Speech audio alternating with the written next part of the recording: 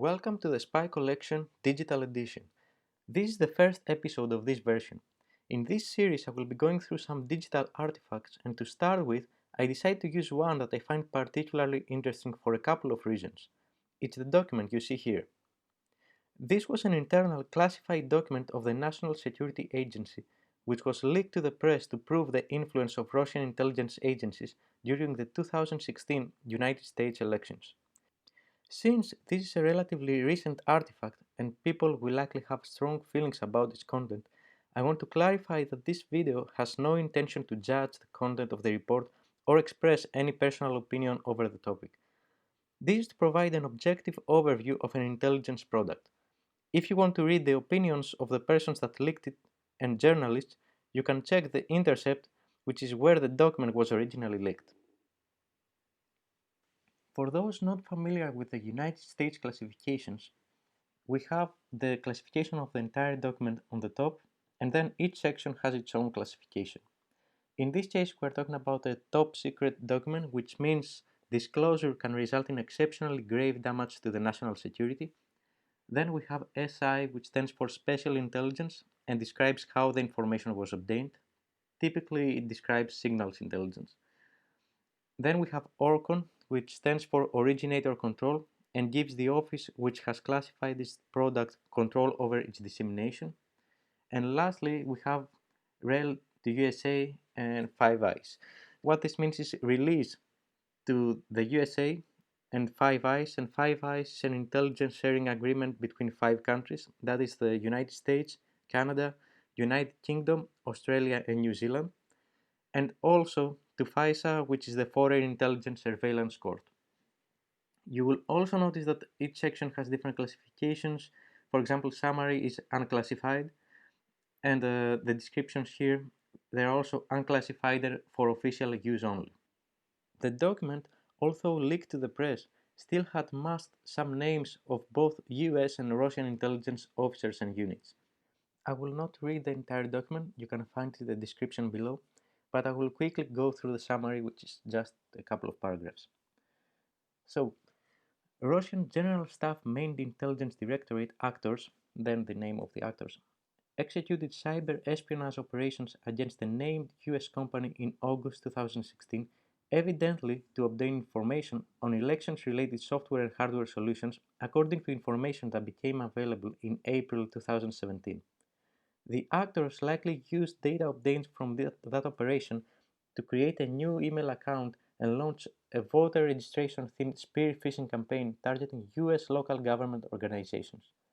The spear phishing emails contained a Microsoft Word document trojanized with a Visual Basic script which, when opened, would spawn a PowerShell instance and beacon out to malicious infrastructure.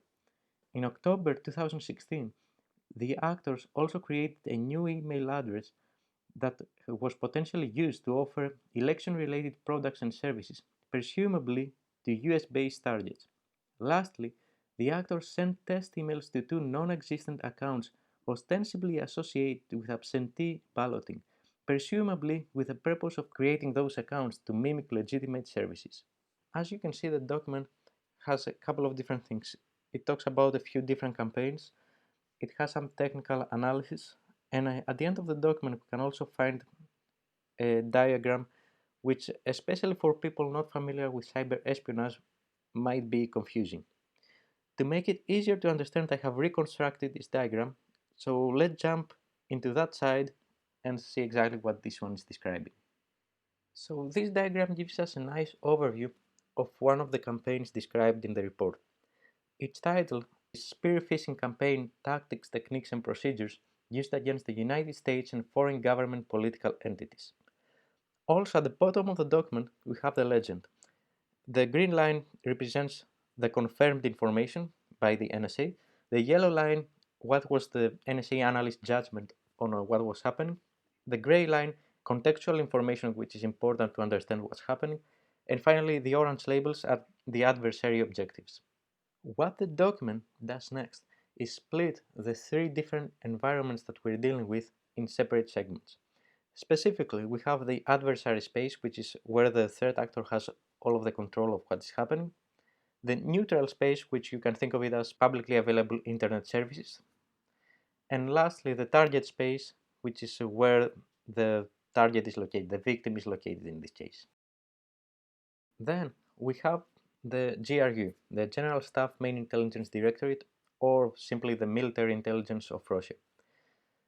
And underneath that we have some unit that it was masked out in the report that was leaked. What this report is telling us is that there were some operators that are probably within that unit of GRU.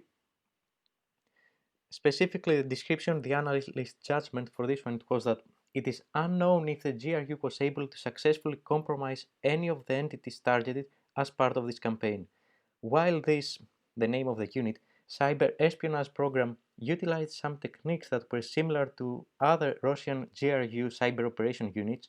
This activity demonstrates several characteristics that distinguish them from another GRU spear phishing program known as the name of the program. This is kind of key information here because it says that it is not really certain if that was successful or not.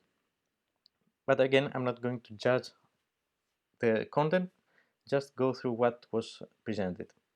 So moving next, we have the public internet space, and we have some email addresses and some systems, some computers that you can think of as some server that you can use to do your operation. So in this case, NSA refers to them as ORB, operational relay boxes. And what they tell us is that they have identified that the operators registered with a personal phone, cell phone, one email account.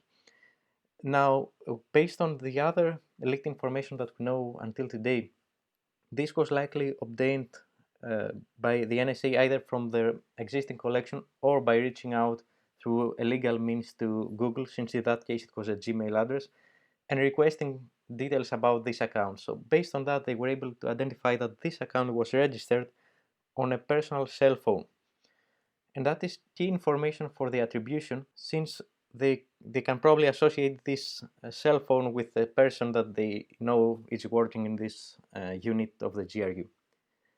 The next part was that the operators connected to the relay boxes, the ORBs, and from these boxes they started using the newly registered email addresses. Then they did something that probably helped even more the NSA attribute the activity, which was send some test email to their personal account, again clearly connecting the operators to the email addresses that were later used for the attack. The next step was to create a phishing email for the targets that they were after. And based on confirmed information that the NSA provided in this diagram, we know that those emails mimicked alerts from Google that were related to purported issues with a targeted user's account, enticing the recipient to click on a malicious embedded link. Typically, rouses included lack of storage, password changes, and account verification requests related to the Stream web service. Then we have something that is contextual information around this, that the malicious hyperlink provided were associated either with customized bit.ly links, a domain shortening service, or IP addresses, redirecting the unwitting victim to a credential harvesting site where the name of the unit, actors could conduct a man-in-the-middle attack.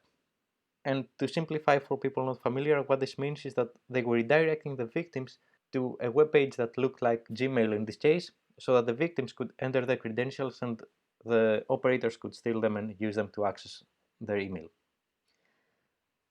Now, the next step was to deliver the phishing email. In that case, it was United States and foreign government political entities. Next, we have the redirection to the credential harvesting site as it was described earlier. And here we have some confirmed information again from the NSA saying that the actor-controlled website that closely resembles Google webmail service. And once the victim supplied this information to the actor-controlled website, it could be relayed to a legitimate Google service, but only after the name of the unit, actors, had successfully obtained the victim's password, and if two-factor, like phone number or Google verification code associated with a specific email account. And this is also the tricky part, that apart from the normal credentials, what could happen is that the website, yes, initially they will ask the user for credentials pretending to be the official website of Google in this case. Let's say the victim enters their credentials, the passwords and username. But if that victim had the second factor authentication enabled, so we're talking about things like SMS to your mobile phone or a Google Authenticator mobile application, then what will happen is that the phishing page will ask for this information as well.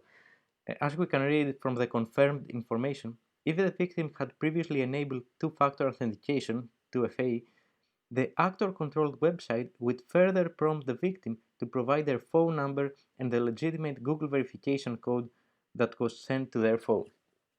And the contextual information is that they could update any of those second factor verification codes in order to steal the credentials for the account. And that was the exploitation phase. And the last part that we have is the analyst judgment regarding the credential harvesting sites, where the analyst says that there were indications that the threat actors may have similar efforts against other webmail email services, including Microsoft's Live Webmail, AOL, and Mail.ru. And this is more or less all of the diagram that you see on the last page of the document that briefly describes how this operation was executed.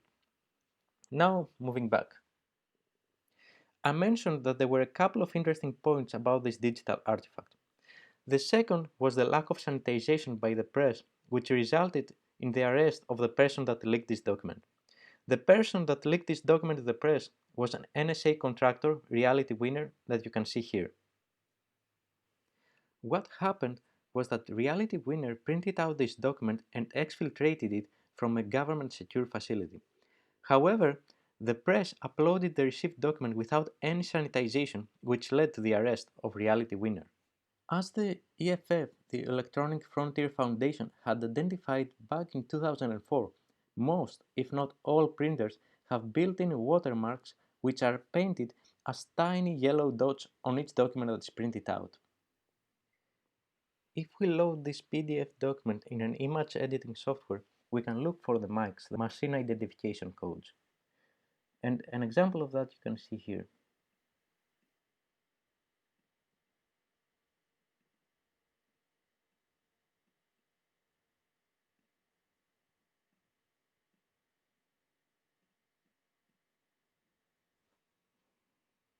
EFF is also offering a decoding tool for the yellow dots, and if we put it there, we can see that the serial number of the printer, it was this one, and the document was printed on May 9, 2017 at 6:20 local time. To summarize, in this first Spy Collection digital edition, we saw how a simple spear phishing email was hiding Russian intelligence activity, specifically from the GRU, how the NSA was able to analyze and attribute this cyber espionage operation to the GRU, as well as how an old forensic trick resulted in the discovery and arrest of the person that disclosed it. If you would like me to go through more digital artifacts from the espionage world, please let me know in the comments below. I hope that this gave you a look behind the curtain of intelligence and espionage activities in today's cyber era, and another example that nothing is as it seems.